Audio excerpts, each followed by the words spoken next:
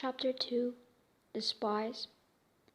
As he opened the door, Winston saw that he had left the diary open on the table. "Down with Big Brother" was written in it, in letters you could almost read across the room. But everything was all right. A small, sad-looking woman was standing outside. "Oh, Comrade Smith," she said in a dull little voice. "Do you think you could come across and help me with our kitchen sink? The water isn't running over yet." It was Mrs. Parsons, his neighbor. She was about 30 but looked much older. Winston followed her into her flat. This repairs happened almost daily. The Victor Mansions flats were old, built in about 1930, but they were falling to pieces. Unless you did the repairs yourself, the party had to agree to them. It could take 2 years to get a new glass in a window. "Tom isn't home," Mrs. Parsons explained. The Parsons flat was bigger than Winston's and attractive. Everything was broken. There were sports clothes and sports equipment all over the floor and dirty dishes on the table. On the walls were the red flags of Young People's League and Spies and the full-size poster of Big Brother. There was usually a smell of old food, but also the smell of old sweat. In another room, someone was singing the marching music that was still coming from the telescreen. "It's the children," said Mrs. Parsons, looking in fear at the door to the other room. "They haven't been out today, and of course—" She often stopped without finishing her sentences. In the kitchen, the sink was full of dirty, green water. "Of course, if Tom was home—" Mrs. Parsons started. Tom Parsons worked with Winston at the Ministry of Truth.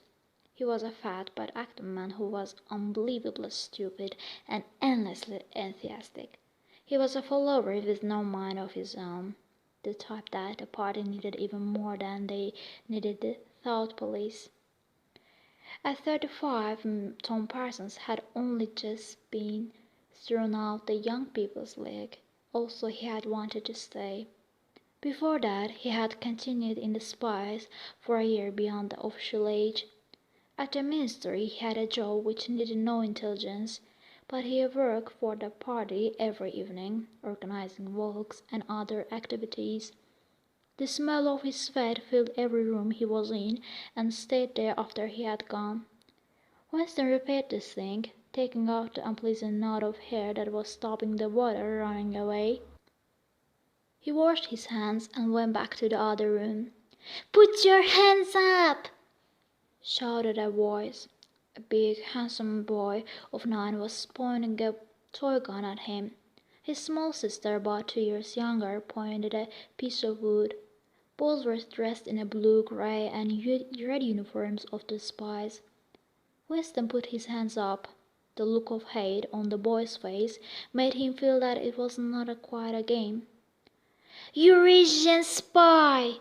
screamed the boy. "You're a thought criminal! I'll shoot you! I'll vaporize you!"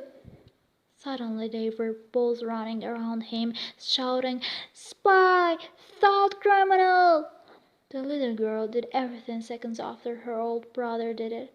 It was frightening, like the games of young, dangerous wild animals that will soon be man-eaters. Winston could see that the boy really wanted to hit or kick him, and was nearly big enough to do so. He was glad the gun in the boy's hand was only a toy. "They wanted to see the Eurasian prisoners hang, but I'm too busy to take them, and Tom said—" "We want to see them hang!" shouted the boy, and then girls started shouting it too. Some Eurasian prisoners guilty of war crimes against Oceania were going to be hanged in the park that evening. This happened every month or two, was a popular evening's entertainment. Children were often taken to see it. Winston said goodbye to Mrs. Parsons and walked towards the door. He heard a loud noise as a bomb fell. About 20 or 30 of them were falling on London each week. Then he felt a terrible pain in the back of his neck. He turned and saw that Mrs. Parsons trying to take some sharp stones from her son's hand. "Goldstein!" screamed the boy. But Winston was most shocked by the look of helpless terror on Mrs. Parsons' grey face.